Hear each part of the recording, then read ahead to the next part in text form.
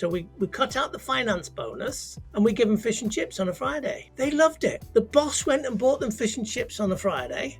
What's happening is you're saying, I really appreciate what you do.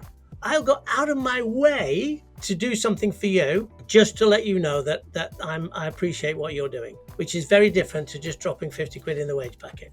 If you're not doing stuff on a routine basis, then you get a big pile of admin to do. Like, oh my God, I can't confront that. But if you just did a little bit, an hour a day, then you wouldn't have such a big pile of admin to do that you can't confront doing that's now going to take you 5 hours to do. But as a fundamental basic, you want delivery time, you want sales and marketing time, and you want... This is a FieldRocket Podcast. I'm your host, Tulloch Priest, and today we're joined by Doug DeAubrey. Doug is a business coach who specializes in helping business owners achieve their personal and business goals.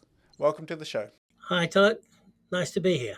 Yeah, it's great to have you here, Doug. It's not the first time you've been here. In the past episodes, we've spoken about personal goals, business goals, pricing, and a lot more. But in today's episode, we're going to be talking all about managing your time as a sole trader or a small team. In a sentence or two, why should people care about this conversation?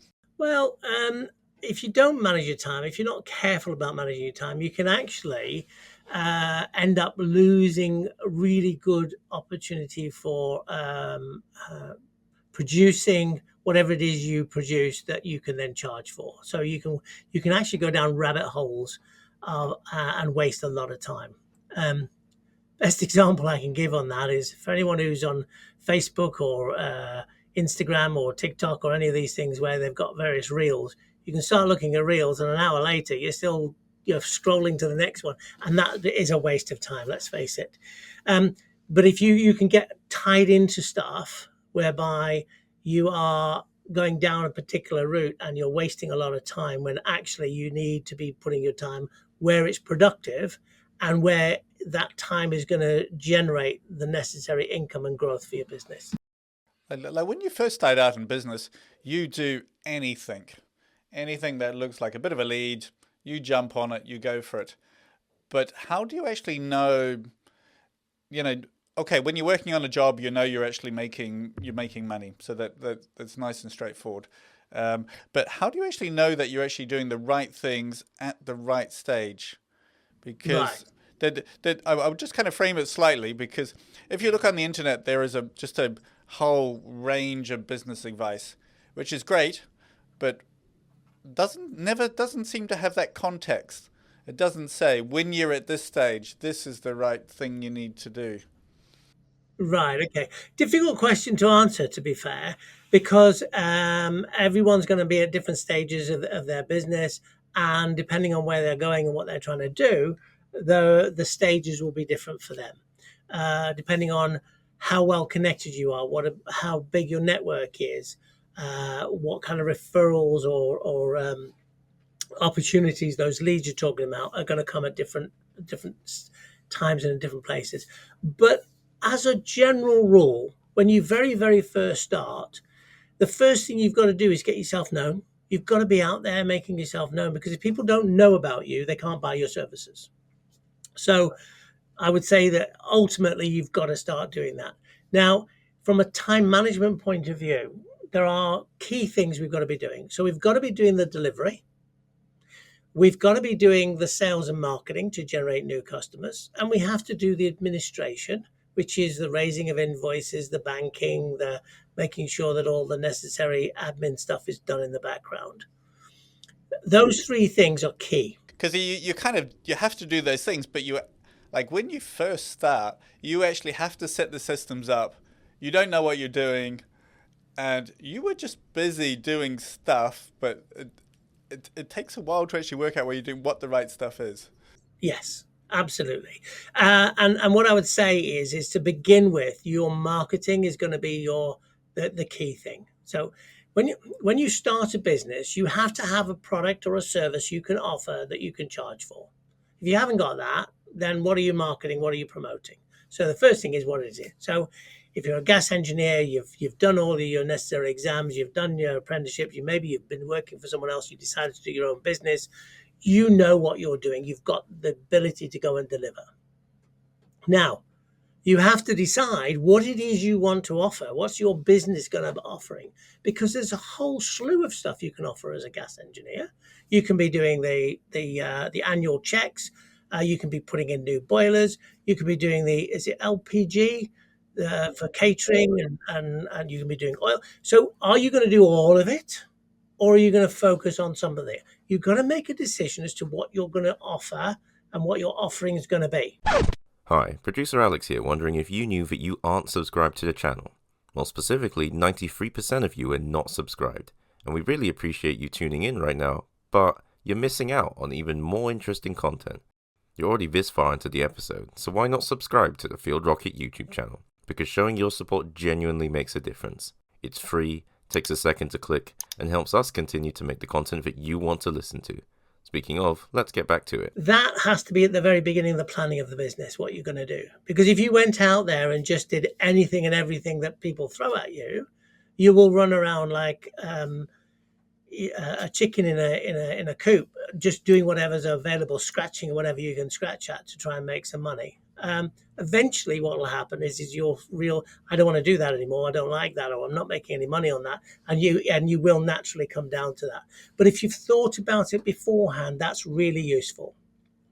If you're doing that and you've not thought about it, then I'd say take a breather and sit down and work out what it is you want to take your business, what direction you want to take your business to begin with. I would add a little bit to that, because like if you're a tradesperson, you're essentially geographically locked. And what I mean by that is you can only travel so far. So you need to look at what your local environment is. It sounds quite straightforward, but if you're, like, for example, if you're a gas fitter and you live in the countryside, you're probably going to offer oil. Do oil. But if you're in the city, you have more choices. And we've seen, like the most successful companies we've seen, they have decided to either focus on servicing or the installs. With the servicing, the nice thing is that, it's much lower risk. You can do a whole lot. And especially if you get into the letting agents, you can do like a whole lot in a row, same block, etc. It's just a couple of things I wanted to add on to your thing about choosing what you're going to do. Yeah, definitely. And then in line with that, the LPG stuff. If you're out in the country, there's probably caravan parks and what have you that would give you a good living by going and doing those on a regular basis too. So you need to, if you're going to go that route, get your necessary exams done or whatever, and be in a position to be able to do that. So yes, absolutely right. Based off of where you are, your location, what is the best service you can be offering out there? So having understood what that is, you can then go out there, but then tell people that's what you do. Because if you just say, I'm a gas engineer, then it's too big a thing. People are like, well, okay, he's a gas engineer. And they may not go, oh, well, if he's a gas engineer, they don't think about him doing the heating, because they're actually looking for a heating engineer. Whereas actually you could be doing that. So be careful in terms of understanding what your offering is, and then start promoting that as an offering. So in time-wise, you would start off doing sort of 70% of your time marketing yourself, because you haven't got that time to do the delivery, because you haven't got the delivery in. You then start building your delivery up. As your delivery increases, the amount of time you're spending on the job, doing the job, you have less time to do marketing. So there's a natural change of the more work I get, the less time I've got to do the marketing. Now, what I would highly recommend is don't stop doing the marketing. Allocate some time to that marketing, because once you've done the work you've been doing, then you've suddenly got no work, and you look around and go, oh, I need to do marketing again. And now you've got to build some customers again, and you'll have a roller coaster in terms of your business coming in. If you market and then deliver, then go back to marketing and then deliver, you end up in a roller coaster, and your income levels will roller coaster. So you've got to continue your marketing. At the beginning, you're going to do a lot of marketing because there's not enough delivery. If you're not delivering, you should be marketing. So if in summary, that's a really nice little summary. So if you're that first stage starting out, you should be doing marketing or delivery, and then That's where your main focus is. And you're probably doing your admin on a Saturday afternoon or something just to make sure you're keeping that up to date so it's not affecting your delivery. Yeah. As you start to grow, as you start to get more customers, you're going to find that your time is being pushed more and more into the delivery. Of course it is, because that's what you're doing. So you have less time to do marketing. But I would say also you don't need to do as much marketing because you're generating customers and you're going to get repeat business and so on. But don't stop the marketing. Your time allocation, you must still do that. And it could be that you're going to get somebody to help you with your marketing. Find ways of doing it successfully. Find ways of doing it. If you enjoy doing the marketing and the social media and that sort of stuff, you can actually do a lot of that and schedule it to go out. So you could spend one day a month, do all your marketing activity for your social media and schedule it, and it will then just drip out. But you do need to then keep on top of it so you can respond and react to what anyone else is saying. We have seen, this is a bit of a tangent, but we have seen companies that have been quite successful in just taking pictures of their work, like electricians. They finish the job, take the pictures, put it on social media, basic kind of, titles, etc. Nothing too much to it. So it's only like a tiny amount when you're actually on the job site. But at least when the customers kind of view it, you are proud enough to put your work on the internet. Oh, most definitely. Yeah, but get it out there. Yeah, find ways of marketing that it can be done easily and quickly. Look, if you're not continually marketing, people forget you're there, and that sounds weird, but it's not. If um, if you take some of the big corporates, they spend billions on marketing. The McDonald's of this world, etc. They're on advertising on the TV, on the radio, billboards. You see them everywhere. Why do they spend billions when we already know that we know McDonald's? Why do we have to keep being told about McDonald's? Because if we don't keep hearing about it, we stop thinking about it. And you'll probably notice that the likes of Burger King don't do anywhere near as much marketing as McDonald's. Well, they're not as big and they don't get as much. And how often do you think about Burger King when you think about a fast food? You automatically think of McDonald's because that's the one that markets themselves all the time. You've got to stay in the forefront of people's minds, otherwise they forget you're there. Because guess what? You're not the most important thing in their world. Probably the most important thing in their world is their own survival and what they're doing. So if you're not marketing and you're not telling people you're there, they will soon forget you're there. And then we've had situations where we've contacted company. I've been working with a client who'd got a load of opportunities, leads, and so on that they hadn't followed up on. And we started contacting anyone who'd been around for a year, in the last year, made contact. And on numerous of the calls, they go, "Oh, are you still in business?" Because they hadn't heard anything. So they assumed you'd gone out of business. So you have to keep that marketing going. And when as soon as they say, no, we're still here. Oh, well, in that case, yeah, it was a windows and doors company, actually. They didn't want to go ahead with it at the time, and then they have never bothered to follow up on it. But when they did do the follow-up, it was like quite often they were, "Oh, are you still in business?" I don't know why they assumed they weren't, but probably because they hadn't heard from them. I hadn't seen them around. Hadn't seen them around, hadn't seen any marketing, hadn't seen them on social media, therefore they probably don't exist. So what's the next kind of stage after this? Would you call the next stage is like when you employ the next person or the first person? So as you're starting to grow, you're starting to then having to really consider about your time because there will be more admin to do. And you'll need to make sure that marketing is happening. And now we've got to manage the finances and we've got all of these other things to do. My recommendation is, well, the best time management tool ever is at school, secondary school. So you have secondary school that has 5,000 students or 3,000 students, a large secondary school. They have to get everybody through the curriculum.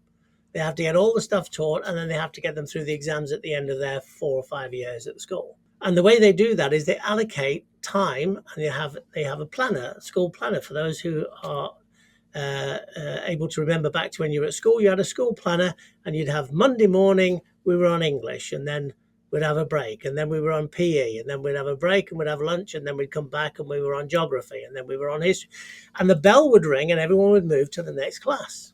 The teachers could only teach for that time they had.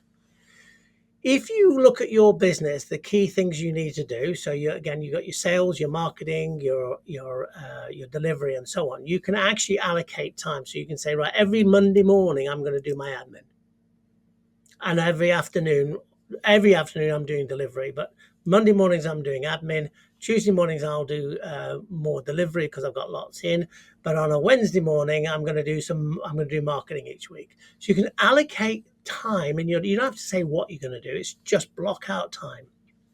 Now, if you get a sales opportunity comes in and it's your marketing time, well, go and do the sales opportunity. But it's a framework to work with. But then that makes sure that you're actually allocating your time to the various key things that you need to do through the week or fortnight, whatever it is. And if you're managing your finances and you're doing them on a monthly basis, you're raising all your invoices at the end of the month or whenever you're doing them, you've got time for that. If you're going to do it on a daily basis, then at the end of the day, between 5 and 6, you get back home from what you're doing and you raise your invoices and you put your expenses through, whatever it is. Just allocate the time and make it a framework so that it's always the same. You get into the habit of doing all of the bits and pieces you'd need to do.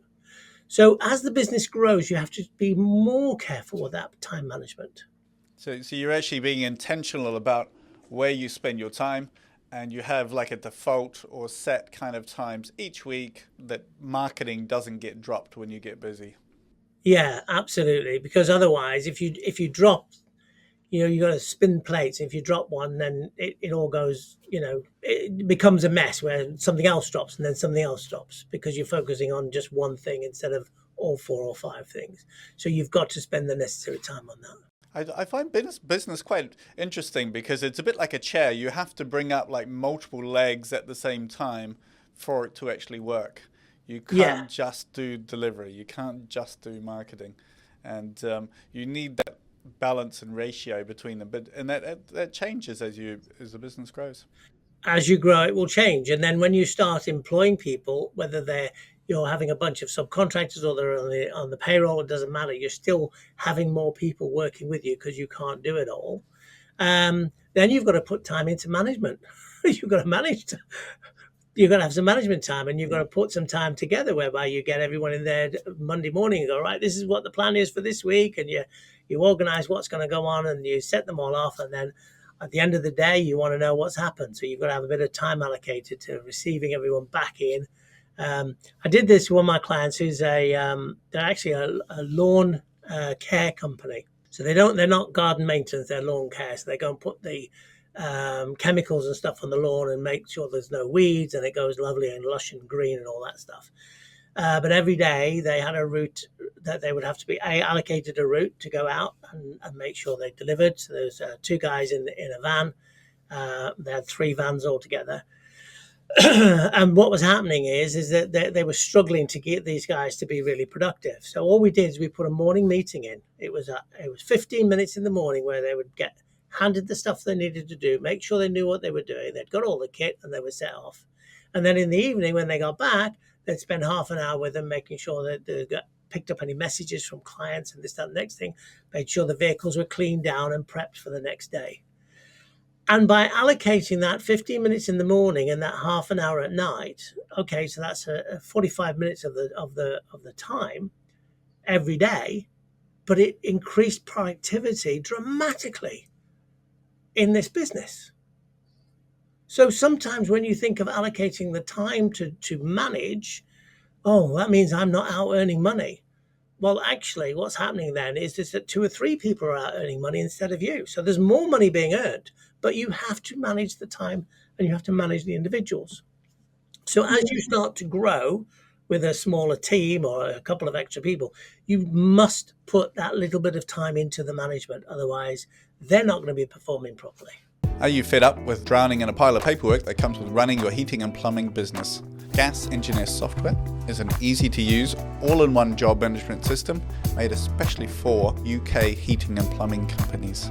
From handling customer details to building quotes, issuing certificates and sending invoices, Gas Engineer Software will help you save time, eliminate paperwork, and make running your business easy. Start a free trial by clicking in the link in the bio. Yeah, so you get that leverage. And I think there's a ballpark figure of for each of your direct reports, it takes around about 10% of your time. So you need to just kind of make sure that, just be conscious of that. So you will have less time. Yeah, so you're going to have less time on your delivering, but instead of just it being one person delivering, you're going to have 3, 4, 5, however many you grow. So don't get hung up on. And so many people who love what they do love to do it, and then nobody can do it as good as me. Well, that's questionable. Nobody does it in the way you do it, but that doesn't mean to say it's not as good as you. If the customer is happy, then the outcome is being produced. The customer's happy, then they're going to pay. Might not be quite the way you do it, but it's good enough to provide that service. So that's one of the things is you've got to allow people to do it. So long as they're getting the outcome, that's what you want. And they may have to do it in a certain way to make sure it's being done properly in the way you want to do it. But then you have to also train people to make sure that they know what you want them to do. So management then becomes part of your time management. You have to allocate time to do the management, but the result of that is you're going to get a much bigger inflow of income into the business, and hopefully if you've done it properly and you charge them properly, you'll end up with a profitable growth as you go. Okay, so it's just all about just being conscious of where you're spending your time and actually ensuring that you're actually covering all the different areas. Yeah. And I would say, as we said, as I said earlier, in terms of that old, school planner thing, plan your week, plan your fortnight. If it needs to be a fortnight, some things you'll only do once a month. Just plan it in so that you get into the routine of doing it. Once you're in routines, it actually makes life a lot easier because you don't backlog anything.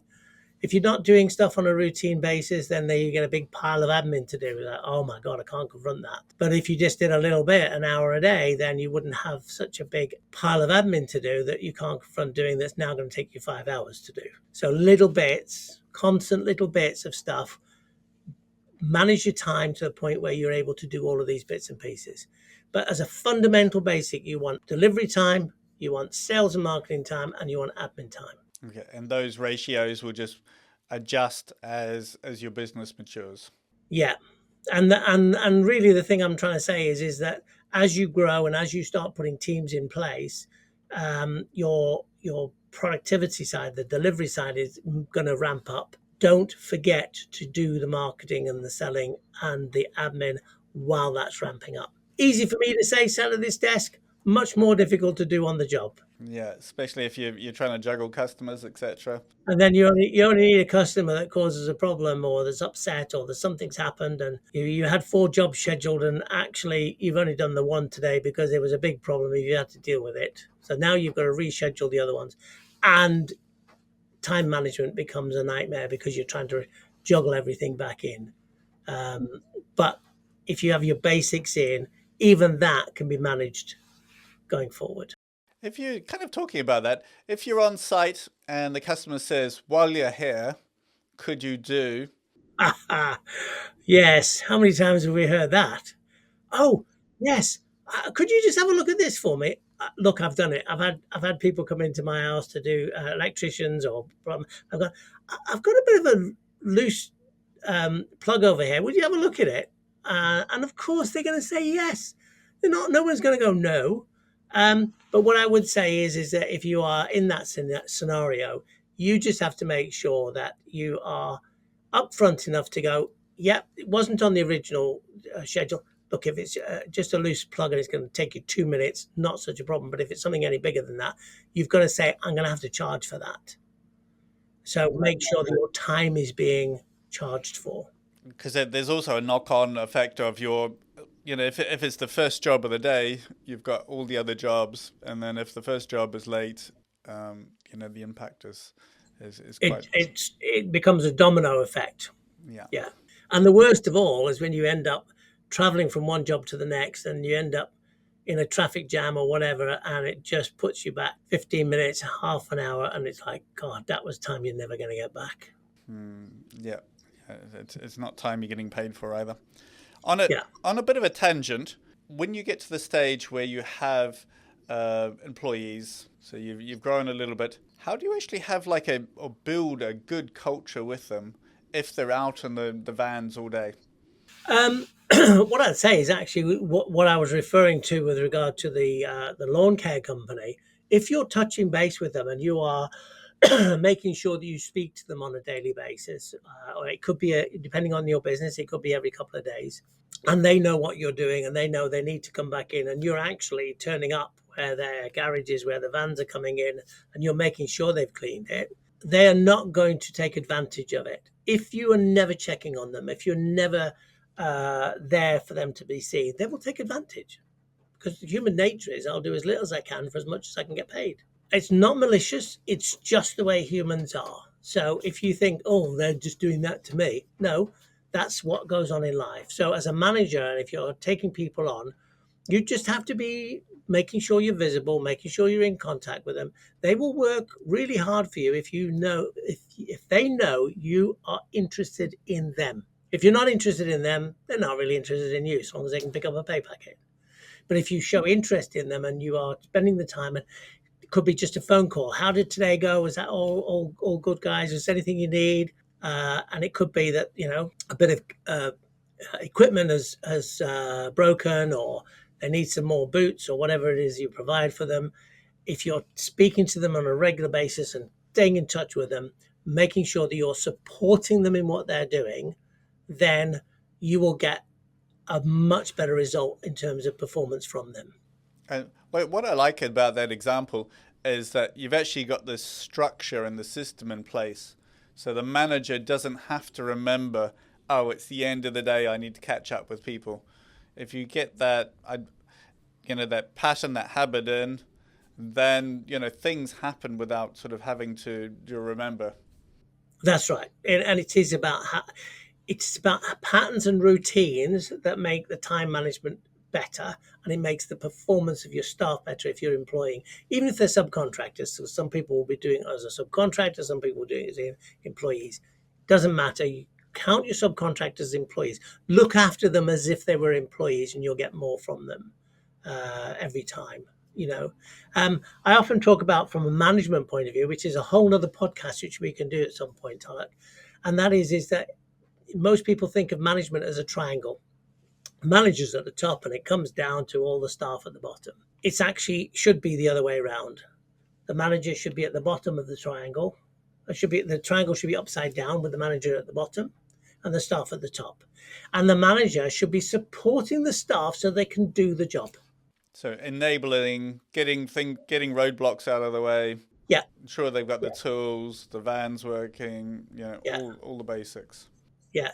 So instead of the manager going, they're working for me, it should be, no, I'm working for them because they're generating income for me. Yeah. So how can I help you?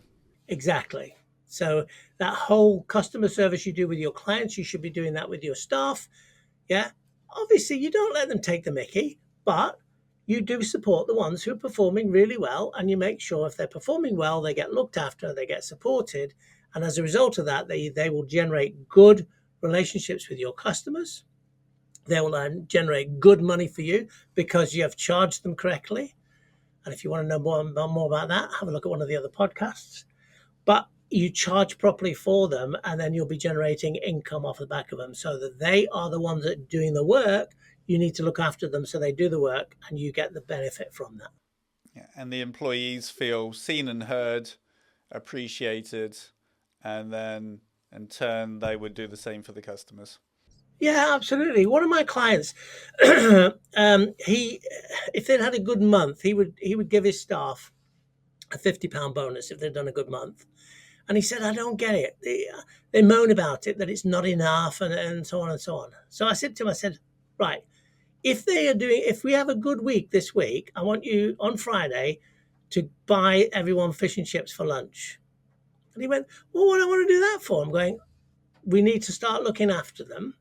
So we cut out the finance bonus and we give them fish and chips on a Friday. They loved it. The boss went and bought them fish and chips on a Friday. They felt really valued, and the fact he went to the fish and chip shop and brought it back and give it to them, they thought that was fabulous. Well, guess what? That cost him £7 each instead of £50 at the end of the month. And they appreciated it far more than the £50. That's quite interesting. So, what's the difference between the two then?